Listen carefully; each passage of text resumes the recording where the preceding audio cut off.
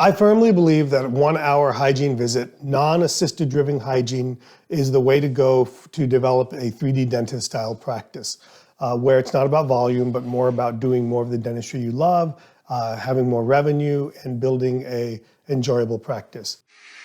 We've been misled to believe that dentistry, more specifically the dental business, has to be complicated. Dentistry can be simple, and dentistry should be simple. Hello and welcome to episode 315 of the Dentistry Made Simple Podcast.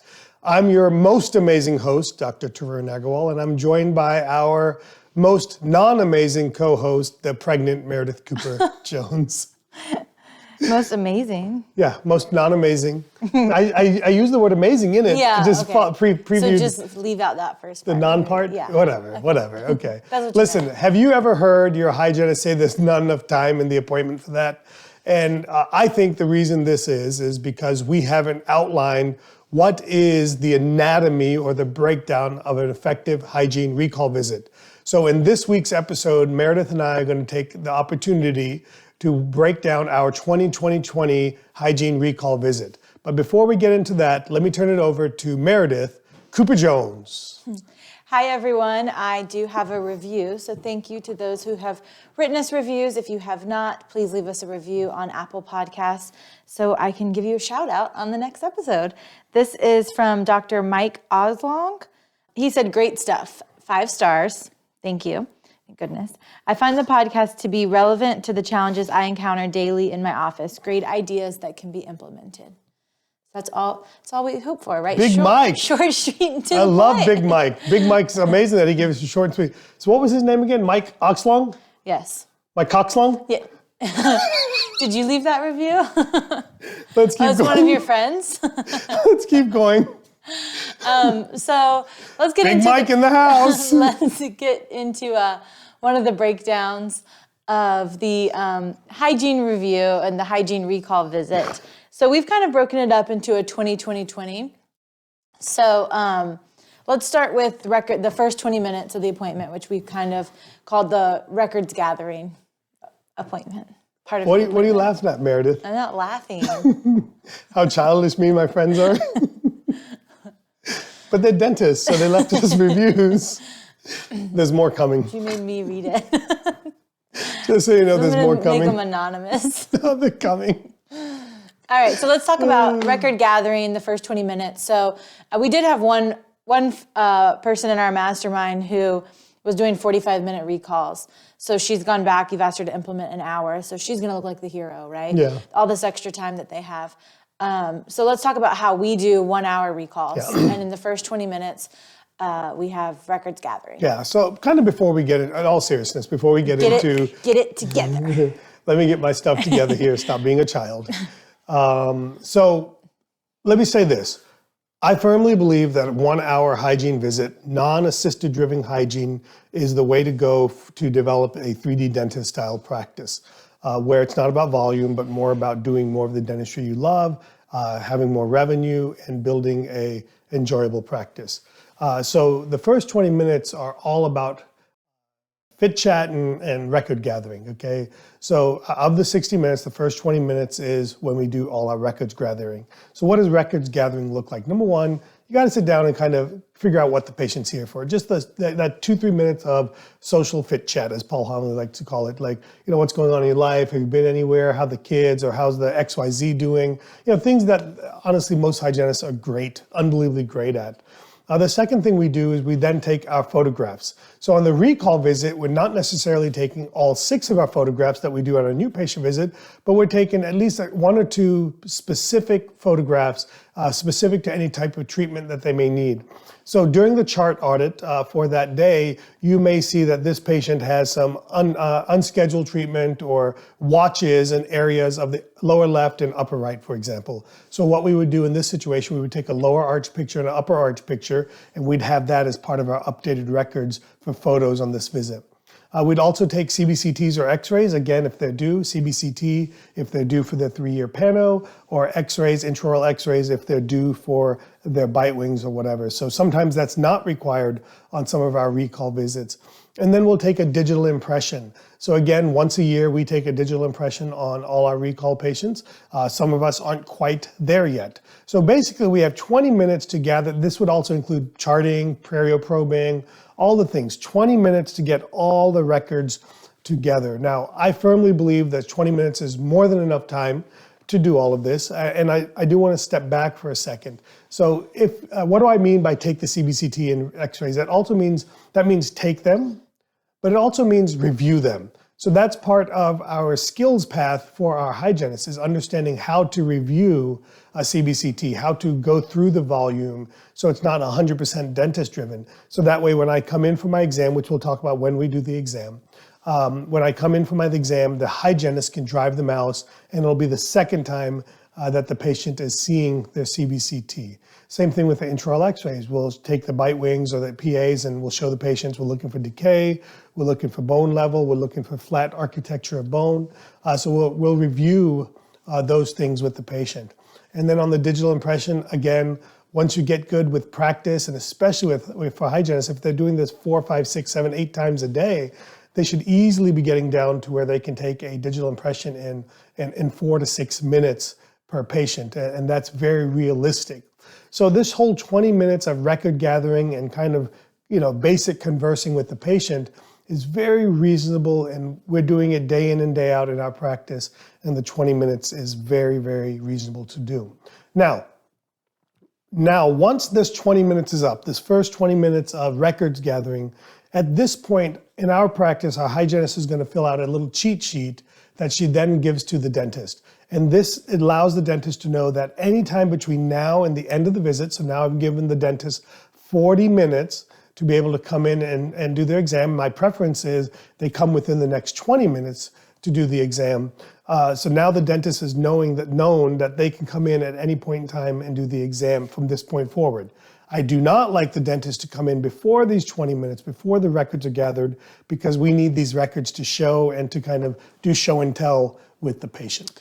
Or at the end of the appointment, yeah, when they're trying to get everything wrapped up and be able to give a treatment plan. Yeah, so and on the same point, we don't want the exam to be at the end of the visit after everything's done and the patient and the hygienist is trying to get the heck out of the operatory. So ideally within the next 20 minutes during that cleaning, even if they pop in the middle of the cleaning, set the patient up, something we had to re-engage with. I couldn't believe we had to kind of talk about that. And then some of the dentists even said, I don't mind if they're already laying down. Yeah, I do mind. Easier. Yeah, I was like, they said it's easier. They're already ready. I'm like, no.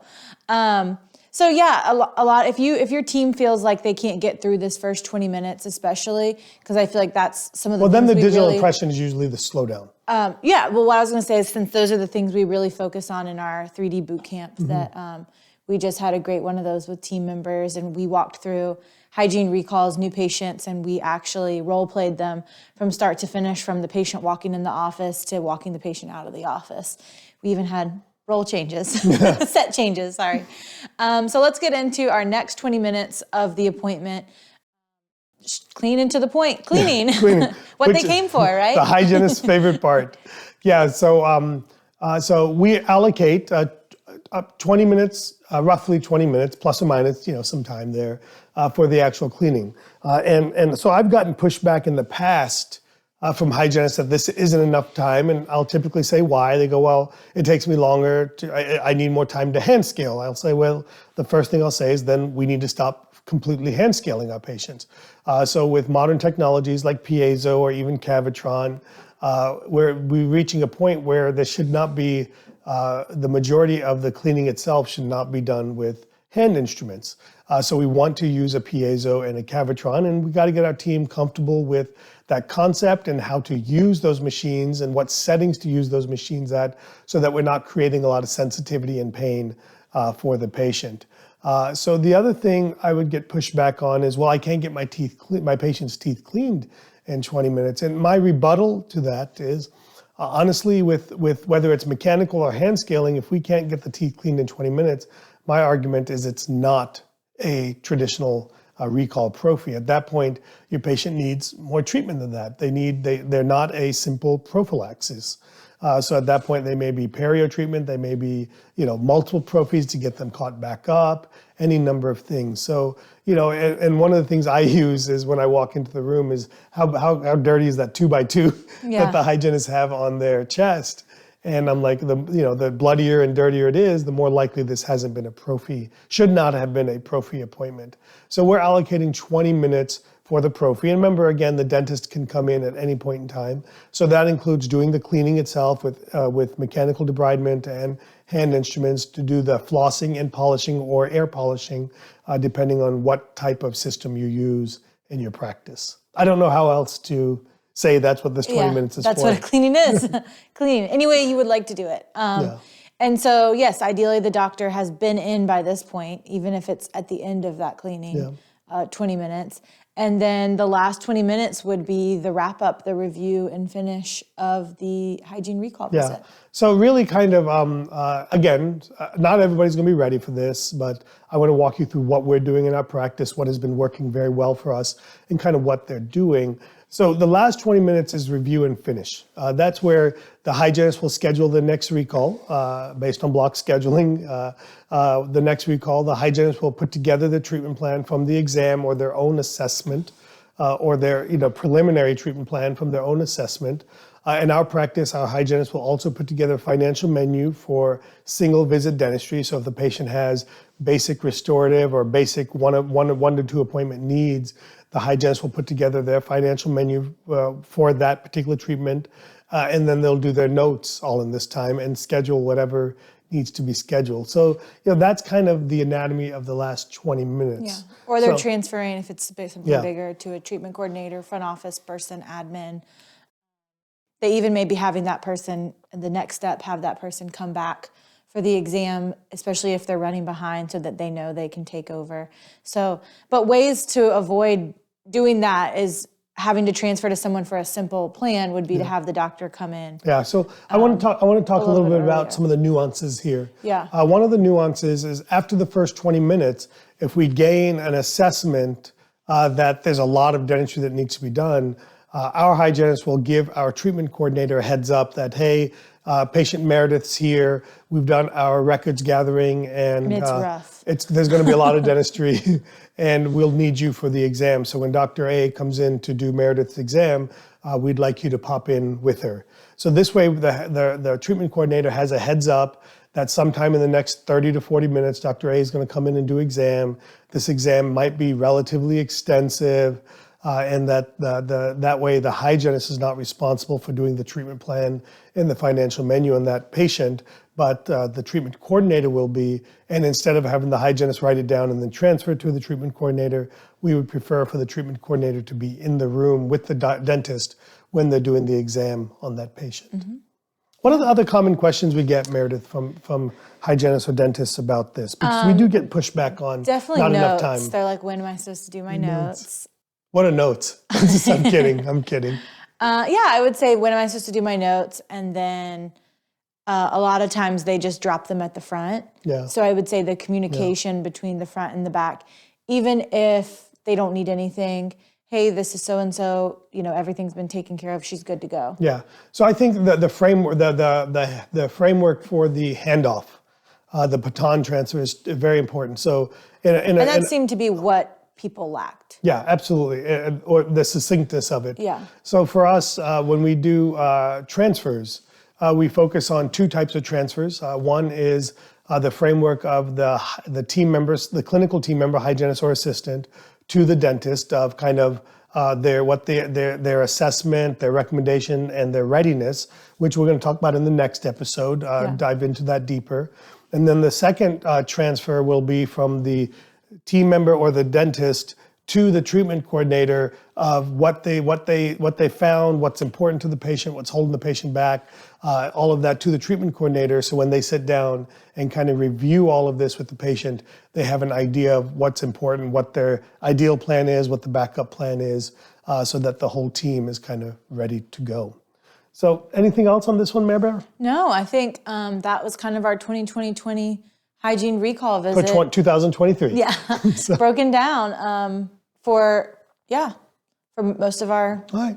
So hopefully, if you have questions, just shout out to us on social media or email us or email Meredith, email me, DM me, Meredith, Caroline, whoever, so that we can answer your questions. But that's our 2020, the hygiene of an anatomy recall visit, what we do from, again, pretty high level and some details in there as well of what these recall visits look like. So hopefully this is helpful to you. If you'd love to learn more about this or really dive into helping your hygienist become a diagnostic and restorative partner in your practice, I'd highly encourage you to consider attending our 3D Business Bootcamp, which is all about improving case acceptance and developing that hygiene partner in your practice. So we'd love to do that. And then if you want to go ahead and dive in all the way, nothing better than our Business Mastermind Coaching Program, which runs twice a year in January and July. We're taking applications for July 2023 right now, and you can do that. And all of this information can be found at 3d-dentists.com. We'll see you guys back next week.